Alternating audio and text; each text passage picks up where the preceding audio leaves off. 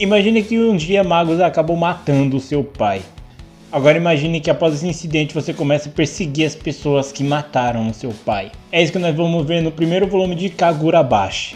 Se você quiser concluir qualquer objetivo que você esteja disposto a alcançar, eu digo para você curtir o vídeo, se inscrever no canal, compartilhar esse vídeo para algum amigo seu que possa gostar da história desse mangá ou desse canal. Mas se vocês já fizeram tudo isso, eu digo para vocês sentarem, porque a série vai começar agora.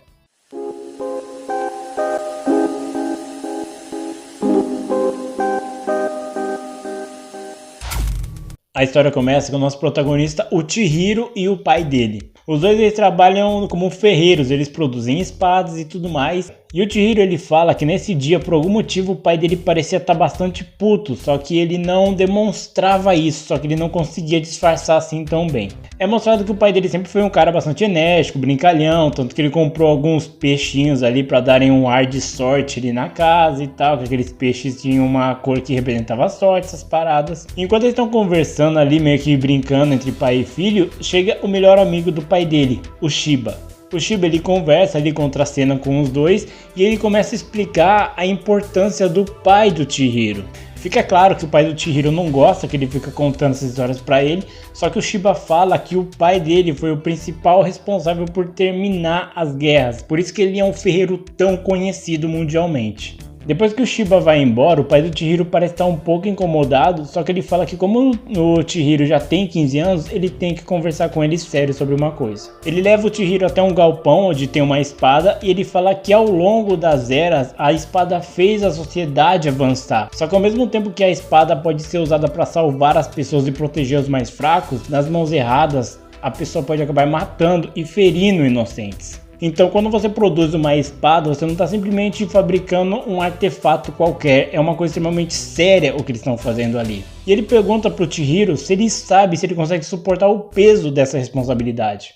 O Chihiro ele não sabe exatamente como responder essa pergunta, só que ele fala que ele vai se esforçar para ser uma pessoa responsável quando chegar a vez dele de produzir as espadas. Nós então avançamos 36 anos no futuro, onde nós vemos uma gangue torturando algumas pessoas, porque eles estão espalhando cartazes para combater uma gangue do dragão, que é aquela ali que está torturando essas pessoas. Eles matam boa parte do pessoal que está ali, só que eles querem que esse cara que sobreviveu denuncie quais são os outros membros, só que ele se recusa a fazer isso. Nós vemos então que tem uma pessoa ali que ela sabe controlar magia, então ela faz crescer árvores com um espinho em volta daquele cara. Nós então vemos o Chihiro agora um pouco mais velho, ele tá mesmo com uma cicatriz no rosto. Ele tá em um trem quando ele encontra com o Shiba. Eles conversam um pouco ali sobre toda essa situação e o Shiba até comenta que se o Chihiro quiser, eles conseguem remover aquela cicatriz do rosto dele. Só que o Chihiro fala que ele não quer fazer isso porque toda vez que ele acorda e vê aquela cicatriz, ele já fica bastante puto. E isso é bom porque ele vai fazer. Quando eles chegam ali na cidade, eles ficam sabendo sobre essa gangue do dragão, né? E é quando eles veem que essa gangue acabou matando aqueles membros e deixou o corpo deles pendurados ali para meio que servir de exemplo. Quem for contra aquela gangue vai ter o mesmo destino daquelas pessoas.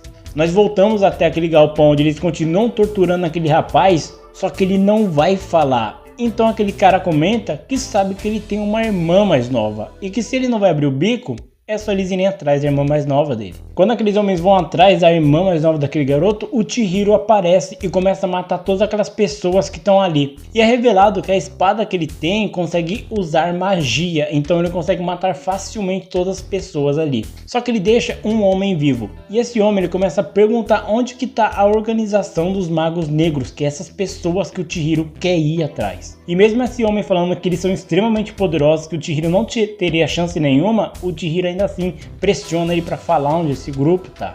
O Shiba também chega lá e continua junto com o Chihiro pressionando aquele cara, só que quando aquele cara começa a falar, aquele homem se converte em uma espécie de árvore gigantesca. O Chihiro consegue escapar, o Shiba ele consegue teleportar aquele sobrevivente para fora, porque ele também consegue usar magia, e é quando nós descobrimos o que aconteceu no passado. É dito que no passado a casa do Chihiro com o pai dele era protegida por magia, então nada podia entrar lá. Só que um dia essa barreira foi quebrada, e quando o Shiba Shiba conseguiu chegar lá a tempo, já estava a casa inteira destruída e o pai do Chihiro estava morto. O Chihiro conta que foram 3 magos que fizeram isso, e que eles não só mataram o pai dele e destruíram toda a casa, como eles também roubaram as 6 espadas mágicas que o pai dele tinha produzido. Só que depois que as guerras chegaram ao fim, o pai do Chihiro pegou as espadas e deixou ela guardada. Ninguém sabia que essas espadas estavam ali. Só que o que ninguém sabia é que existia uma 7ª espada, que é exatamente a que o Chihiro tem. O Chihiro então fala que ele tem que ir atrás dessas pessoas, matar elas e trazer as espadas de volta para a casa dele. Era isso que o pai dele ia querer que ele fizesse. Um tempo depois nós conhecemos uma nova personagem, que é a Hinao. A Hinao ela serve como uma espécie de informante ali pro Chihiro e pro Shiba. E é mostrado que há 3 anos antes o Shiba foi até lá, explicou tudo o que aconteceu para ela e que era para ela ajudar eles a encontrar essas pessoas que estão com as espadas. Acontece que um dia, quando ela tá lá trabalhando na lojinha de conveniência que ela tem assim, chega uma garotinha. Ela então chama o Chihiro e o Shiba até lá e quando eles chegam ela explica tudo o que aconteceu. O Chihiro de início ele não entende por que ela chamou ele por causa de uma criança, só que ela fala que as pessoas que estão atrás daquela criança, segundo ela, tinha uma espada muito forte.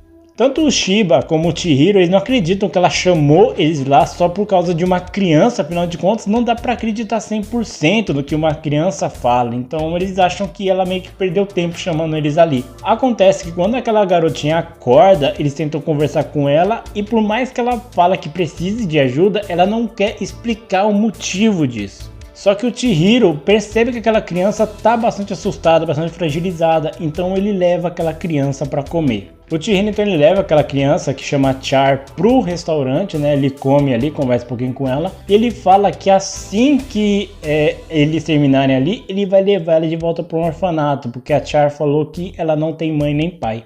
A Char ela fica completamente desesperada porque ela fala que tem pessoas atrás dela e essa pessoa que está atrás dela consegue fazer fumaça sair de uma espada. O Chihiro, na hora que ele escuta isso, ele fica completamente surpreso porque isso não é uma coisa tão aleatória que uma criança diria. Então provavelmente ela sabe onde está uma das espadas roubadas. Só que quando ele tá pensando em tudo isso, uma das pessoas que tá ali naquele restaurante também acaba matando um dos funcionários. E usando uma espécie de bomba, ele acaba separando o Chihiro da Char. Aquele homem consegue prender a Char, só que o Chihiro consegue cortar aquela proteção que estava segurando a Char. O Shiba que estava próximo, ele consegue pegar a Char e teleportar ela para outro lugar longe. E é quando o Chihiro com aquele homem começam a lutar. Aquele homem consegue produzir espécie de bombas e ele começa a atacar o Chihiro. Enquanto aquele homem luta, ele fica surpreso que a espada do Chihiro tem poderes também. Ela é uma espada mágica, porque tudo que tem registro é que são 6 espadas mágicas. Ninguém nunca soube de uma 7ª. O Chihiro continua lutando com aquele homem e ele sabe que a Char tá ali por perto, porque você não pode teletransportar uma pessoa para muito longe. E ele fala que vai matar o Chihiro, igual mataram a mãe dela. Ele então começa a provocar cada vez mais a Char para fazer ela ficar triste, tipo assim, com medo e se entregar. Só que o Shiba fala para ela ficar tranquila, porque o Chihiro sabe o que tá fazendo. O Chihiro então ele consegue derrotar aquele homem fazendo com que a espada dele corte uma das bombas, fazendo com que a bomba exploda no próprio dono. E agora que o cara tá caído, desarmado e fraco, o Chihiro vai até lá e pergunta onde que tá a espada que eles roubaram. Um tempo depois eles voltam para aquela lojinha de conveniência da Hinao. O Chihiro então fala para ela ficar de olho na Char porque ele vai sair para comprar algumas coisas. Ele sai de fato, ele começa a processar tudo o que está acontecendo e é quando ele percebe que a Char tá no carro com ele. Ele liga então para Hinao perguntando qual parte do fique de olho na garota ela não entendeu. Só que a Hinao fala que ela tá de olho na garota, a Char só pediu pra ir do lado de fora. O Chihiro até tenta conversar um pouco com a Char, só que ela fala que tá com muita fome. É revelado então que o Shiba pegou aquele homem das bombas, prendeu ele em um galpão abandonado e começou a torturar ele para ele falar onde que tá essa outra espada que ele tinha comentado. Enquanto isso, o Chihiro ele começa a levar a Char em um monte de lugar, loja de fast food, sorveteria e um monte de lugar para ver se agradando ela, dando comida, essas coisas, ela vai falar alguma coisa, só que ainda assim a Char não fala nada. Ela fala que ela viveu muitos anos da vida dela num lugar triste, muito frio, um lugar repleto de trevas, só que especificamente hoje ela tá bastante feliz. Um tempo depois, o Shiba liga pro Chihiro falando que ele conseguiu descobrir quem é a pessoa que foi mandante daquele homem das bombas. O nome desse homem é Sojo. Ele é um traficante de armas extremamente conhecido ali e perigoso no Japão, então ele foi o mandante desse homem. Só que enquanto o Chihiro e o Shiba estão conversando, o Chihiro encontra um novo mago que começa a atacar eles. O Chihiro começa a lutar com aquele homem, só que aquele homem tem poder de fazer clones, então o Chihiro não sabe muito bem quem é a pessoa verdadeira, então ele começa uma batalha frenética ali. Só que chega um momento que ele não consegue dar conta de tantos clones assim, então ele junto com a Char acabam sendo capturados. O Chihiro então ele tem uma memória com o pai dele, o jeito que ele era e tal, brincalhão, até o momento que o pai dele foi morto. O Chihiro então acorda uma espécie de galpão onde tem um outro mago ali. Ele fala que ele consegue sintonizar, digamos assim, na frequência das pessoas, por isso ele consegue ver momentos mais traumáticos das pessoas. Então no momento que o Chihiro reviveu a morte do pai dele, é porque aquele homem estava mexendo na cabeça dele. E é quando nós descobrimos o motivo do porquê eles estão atrás da Char. A Char ela tem um poder que ela consegue se regenerar. Eles então começam a levar a Char embora pro cativeiro e eles também vão levar a espada do Chihiro, porque segundo as lendas, essa foi a espada responsável por acabar com as guerras. Essa espada nas mãos certas poderia até mesmo destruir o mundo inteiro. Só que quando aquele homem vai pegar a espada do Chihiro, o Chihiro tem uma segunda espada menor no bolso dele, então ele consegue atacar aquele homem e consegue matar todos, salvando a Char novamente. O Chihiro consegue fugir com a Char de lá, só que quando ele tá fugindo, aparecem mais 3 magos que começam a atacar eles. Só que quando o Chihiro vai atacar eles, aparece uma terceira pessoa que tá lá pra ajudar o Chihiro. E sozinho, essa pessoa consegue matar aqueles 3 magos. O nome desse homem é Azami. O Azami volta com o Chihiro e a Char lá para aquela lojinha de conveniência da Hinao e eles começam a conversar. O Azami ele trabalha meio que pro governo, né? E como as espadas foram roubadas, todo mundo sabe que elas já foram roubadas e que elas têm uma espécie de poder que poderia causar uma catástrofe natural, ele ficou incumbido de encontrar essas espadas e guardar elas. Ele fala que o governo sabe da existência do Chihiro e que ele tem uma 7ª espada. E o Azami até comenta que a obrigação dele seria tomar essa espada do Chihiro, só que ele não vai fazer isso. Ele fala que o governo eles vão manter meio em off a existência do Chihiro, só que se ele continuar dando as caras assim muito, eles não vão ter escolha senão ir atrás dele também. O Shiba até comenta que é inútil ele falar isso pro Chihiro, porque o Chihiro tá focado 100% no objetivo dele de pegar as espadas de volta. O Azami ele fala que ele não tá ali simplesmente por acaso, ele fala que ficou sabendo que ele também tá atrás desse Sogo, né? Só que ele fala que vai ter uma imensa conferência do mercado negro ali e que uma das espadas vai ser até mesmo leiloada nesse lugar. Por isso que ele tá ali por perto, porque ele vai ir até esse evento, mas ele não quer que o Chihiro se envolva nisso. Ele fala que sabe que o Chihiro é bastante habilidoso, só que mesmo assim ele também percebeu que o Chihiro não tem tanta experiência em batalha assim. Então ele fala pro Chihiro não ir atrás desse Sogo sozinho, porque com certeza ele não conseguiria vencer. Um tempo depois é revelado que aquele homem que atacou o Chihiro com as bombas, ele repensou a vida depois do que aconteceu. Então agora que ele deserdou de vez, ele tenta se reaproximar da irmã e da mãe dele. Só que quando eles estão no carro ali meio que se reconciliando, ele com a irmã dele, o Sogo aparece ali no carro e acaba matando ele e a irmã dele. Também é revelado que um dos caras que o Chihiro matou, que conseguia ler a mente das pessoas, tinha um irmão. E esse irmão tava na hora que o Chihiro matou ele. Então ele vai e fala pro Sogo que quem tá com a Char é um garoto com uma cicatriz no rosto. O Shogo ele fica bastante raivoso porque aquele homem não conseguiu matar o Chihiro, nem pegar a menina. E se ele tava lá, por que ele fugiu? Porque ele não tentou atacar o Chihiro e pegar a garota pra ele. Por isso, ele mata aquele homem também. Acontece que o Sogo vai até aquela loja de conveniência e ele começa a lutar com o Chihiro perguntando onde que tá aquela garota. O Chihiro vendo aquela espada e reconhecendo ela, ele começa a lutar porque ele vai querer pegar aquela espada de volta. E é dessa maneira que acaba o volume 1 de Kagurabashi. Kagurabashi ele é um mangá muito legal. Eu acho muito legal essa história, sabe, essa premissa do garoto que tem um pai que sim, no Japão ali na história a gente sabe que tem magos No mangá eles até falam que tem por volta de uns mil pessoas que conseguem usar magia, tem magos em todo mundo. Então é uma coisa que é bastante interessante, não é todo mundo que consegue usar a magia. Eu vejo isso praticamente como o chakra, basicamente, ou o ki do Dragon Ball. Todo mundo tem esse poder, só que nem todo mundo consegue controlar. Então é algo bastante interessante esse conceito. Sim, lembra, sim, várias obras, como eu já citei, o próprio Naruto e Dragon Ball, mas ele é uma história bastante interessante, porque ele tem um diferencial. O pai do Chihiro, ele é o único que conseguia colocar esses poderes na espada. Então, ao que dá a entender na história, a história não fala isso, mas é algo que dá a entender, se uma pessoa que não sabe usar o poder pegar aquela espada, não sabe usar magia no caso, né? E pegar aquela espada, ela vai conseguir usar a espada, o poder da espada, sabe? Porque a espada, ela meio que liga com essa energia que a pessoa tem e ela meio que absorve essa energia usando magia na espada. Então é algo que eu penso que sim, se uma pessoa que não consegue usar magia pegar a espada, ela vai conseguir usar magia sim. A história do garoto que perdeu os pais e tá indo em busca de vingança é uma coisa clichê, mas eu acho que nesse mangá ele tem um ponto um pouco diferente. No caso, não é simplesmente a vingança em si, mataram meu pai, agora eu vou lá vingar a morte dele. Não, é mais ou menos isso, só que ele tem um pouco de diferencial. O Chihiro, ele não tá indo exatamente para vingar a morte dos pais dele. Vocês mataram meu pai, eu vou matar vocês, pronto. Não é exatamente assim. O ponto dele é matar as pessoas sim, que mataram o pai dele, mas também recuperar as espadas. Porque depois de toda aquela conversa que ele teve com o pai dele sobre a responsabilidade de forjar essas espadas, ele não estava necessariamente falando de fazer uma espada qualquer. Ele estava falando da responsa de ter essas espadas, de possuir essas espadas.